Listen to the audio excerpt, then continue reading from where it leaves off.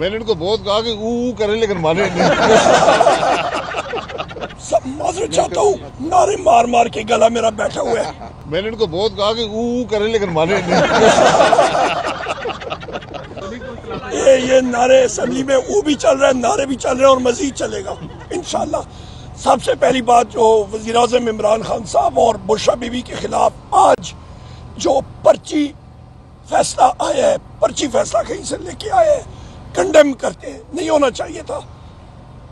Number 2، جو آپ نے آئین کی بالادستی کہی ہے اور مذاکرات، ابھی یہ ٹیسٹ کیس ہے اس فارم 47 حکومت کے لیے کہ جس چیز پہ انہوں نے آمادگی کا اظہار کیا ہے اور کہا ہے کہ اپوزیشن کی اس ڈیمانڈ کو ہم لوگ مانتے ہیں کہ وہ طارق عزیز صاحب مرحوم کا ایک وہ کہتے تھے نیلام گھر میں کہ دیکھتی آنکھوں اور سنتے کانوں، تو وہاں پہ اڈیالہ میں جو کیمرے کی آنکھ دیکھ رہے ہوتی ہے اور مائکروفون کے کان سن رہے ہوتے ہیں اور باقی بھی بڑے بڑے کان وہ دیواروں سے سن رہے ہوتے ہیں، ان کی غیر موجودگی میں ہماری میٹنگ وزیر اعظم عمران خان صاحب سے کرائی جائے.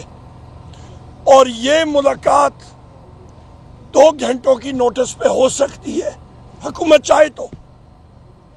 حکومت کہتی نا، آپ کا اعزاز صاحب آپ نے کہا ہے کہ وہ آئین اور قانون کی بالادستی میں یقین کرتے ہیں یا وہ اس چیز اس پاورفل ہے اور کرا سکتے ہیں تو ان کو کرانی چاہیے. وجہ وزیر اعظم ان کا، وزیر داخلہ ان کا، وزیر اعلیٰ جو ہے وہ ان کی، وزیر اپنا ہوم سیکرٹری ان کا. اچھا تو نیچے یہ آپ کا جیل خانہ جات کا سیکرٹری ان کا، نیچے جناب والا کوئی اجازت تو انہوں نے پنڈی کے نائب تحصیلدار یا پٹواری سے تو نہیں لینی نا.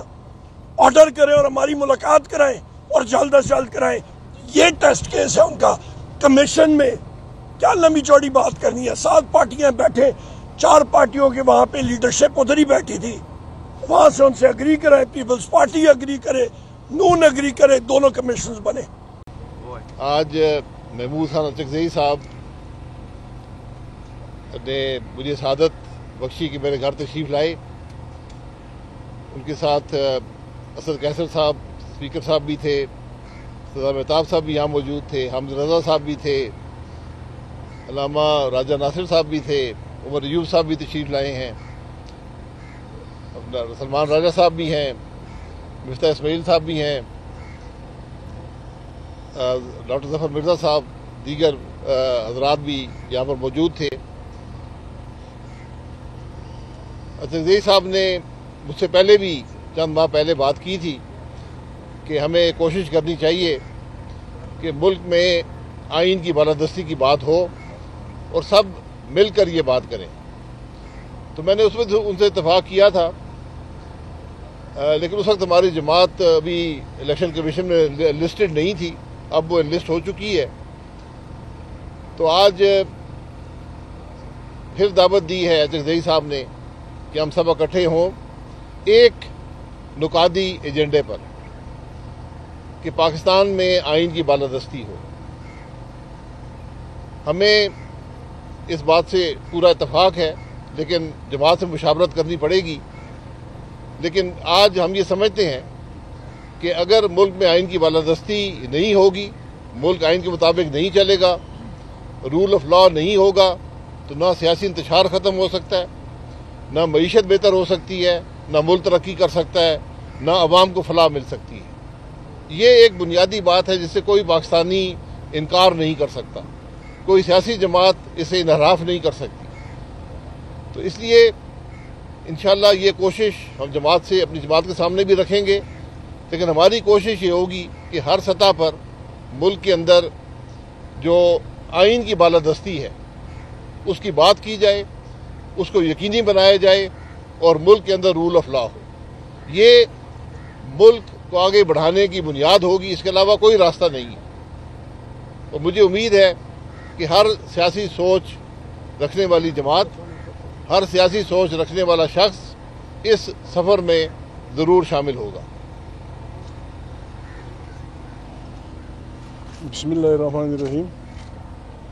ہم سب تحریک تحفظ عین پاکستان کے تمام مقابرین، بالخصوص عمران خان کی پارٹی کے تمام دوست ہم انتہائی مشکور ہیں شاہد خاقان عباسی کے۔ آج جمعے کے دن ایک بری خبر، بہت بری خبر ہمیں ملی تھی کہ عمران خان کو 14 سال جیل دے دی گئی ہے۔ ابھی ایک نئی خبر آئی ہے، شاہد خاقان عباسی جیسے سیاسی جمہوری لوگ آئین کی جدوجہد کی اس تحریک میں شامل ہونے کے لیے تیار ہیں، بلکہ ان کی خواہش بھی دنوں سے تھی کہ اس سلسلے میں ہمیں 1 مہینہ یا 3-4 ہفتے میں تمام پاکستان کے ان لوگوں کو، چاہے ان کا تعلق کسی بھی پارٹی سے ہو، کسی بھی طبقے سے ہو، کسی بھی عقیدے سے ہو، کسی بھی پارٹی سے ہو، جو پاکستان کی سالمیت، پاکستان کی جمہور کی نظام، پاکستان کی آئین کی بالادستی پہ یقین رکھتے ہیں، ان کا ایک اکٹھا ایک میٹنگ بلائی جائے۔ ممکن ہے، شاید مشورے سے ہم کریں گے 3-4 ہفتے میں 1-2-3 دن تک وکلاء، تاجر، سیاست کو سمجھنے والے لوگ، ایون ریٹائر ججز اینڈ جنرلز، ہم ان کو دعوت دیں گے۔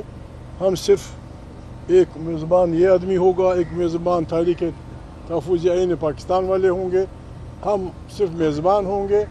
ہم پاکستانیوں سے سننا چاہتے ہیں کہ وہ ہماری رہبری کریں، ہمیں راستہ بتائیں، اور ہم سب مل کر کلیکٹیو وزڈم سے ایک ایسا راستہ لیں جس میں ہم سب کی خیر ہو۔ بسم اللہ۔ رضا جی، رضا